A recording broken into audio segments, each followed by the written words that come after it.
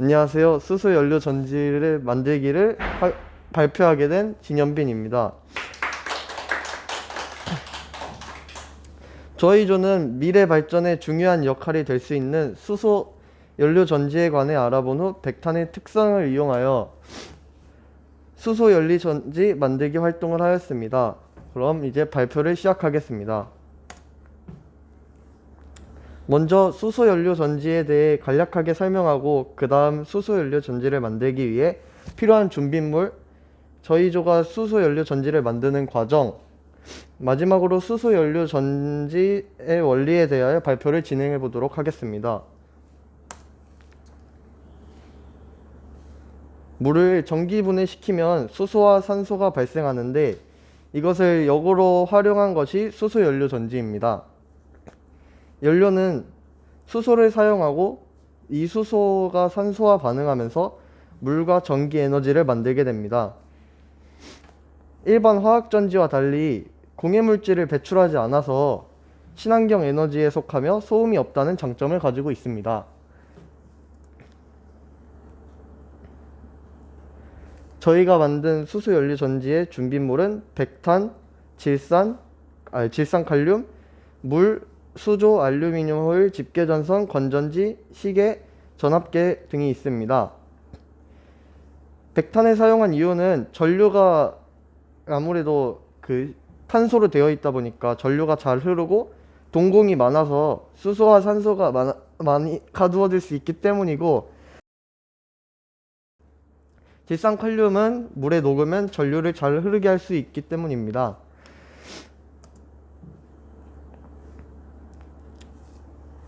수소연료 전지를 만들기 위해서 먼저 백탄 2개의 끝부분에 알루미늄 호일을 적당히 떼어내서 사진에 보이시는 것처럼 감싸줍니다.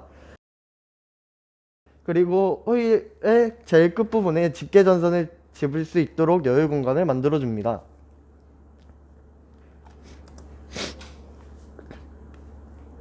다음으로 수소와 산소를 얻기 위해 물을 전기분해해 주어야 하는데요.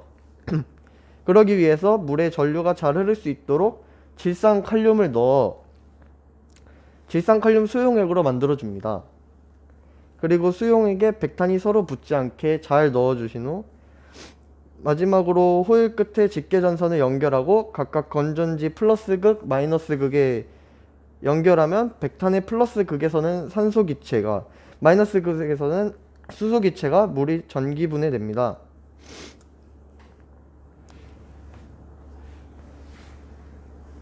백탄으로 수소전지를 만들 수 있는 원리는 백탄과 건전지를 연결하면 전류가 흐르기 위해 물의 전기분해가 시작되기 때문입니다. 플러스 극에서 수소는 전자를 얻기보다는 잃는 게 훨씬 안정적이기 때문에 수소가 4개의 전자를 내보내고, 보시는 바와 같이 2개의 물 분자가 산소기체와 수소이온 4개로 분해되며 4개의 전자를 형성합니다. 그 전자는 도선을 타고 마이너스 극으로 이동합니다. 이때 4개의 물 분자가 4개의 수소이온과 4개의 수소이온으로 나뉘는데, 수소이온은 플러스 극에서 생성된 전자 4개를 받아서 수소기체 2개가 형성되게 됩니다.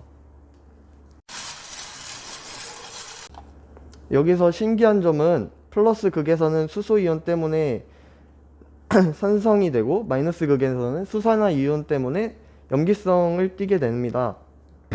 이를 알아보기 위해서 저희는 수조에 염기성을 붉은색으로 띠게 할 수 있는 페노플탈레인 용액을 넣어주고, 그림과 같이 마이너스 극에서 붉은색으로 변하는 것을 보면서 마이너스 극에서는 수산화이온이 나오고 있다는 것을 확인할 수 있었습니다.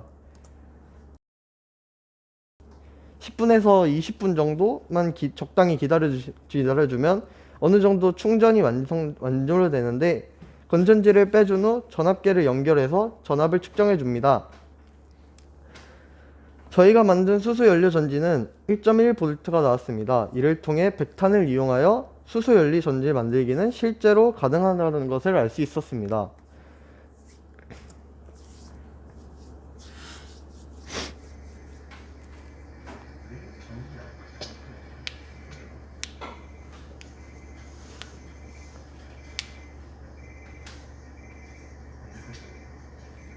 보시는 바와 같이 전압계를 다시 전선을 떼어내고 마이너스 극,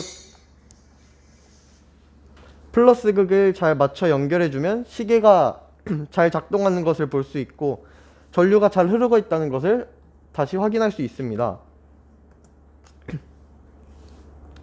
수소기체와 산소기체를 충전시키고 건전지를 빼내어 시계에 연결해주면 마이너스 극에서 생성된 수소기체는 전자를 내보내고 플러스 극에서 전자를 다시 받아서 다시 물이 형성되게 됩니다. 이런 식으로 전자가 이동하면서 전류가 흐르게 되고 시계가 작동될 수 있는 것입니다. 이렇게 플러스 극에서는 다시 물이 형성되므로 결과적으로는 수소 연료 전지 반응에 일어나 물만 이제 배출되므로 환경을 해치지 않는 친환경 에너지인 것을 알 수 있습니다. 지금까지 수소 연료 전지 만들기를 직접 만들어 보며 그 원리와 수소 연료 전지의 중요성에 대해 알아본 활동에 대한 발표였습니다. 감사합니다.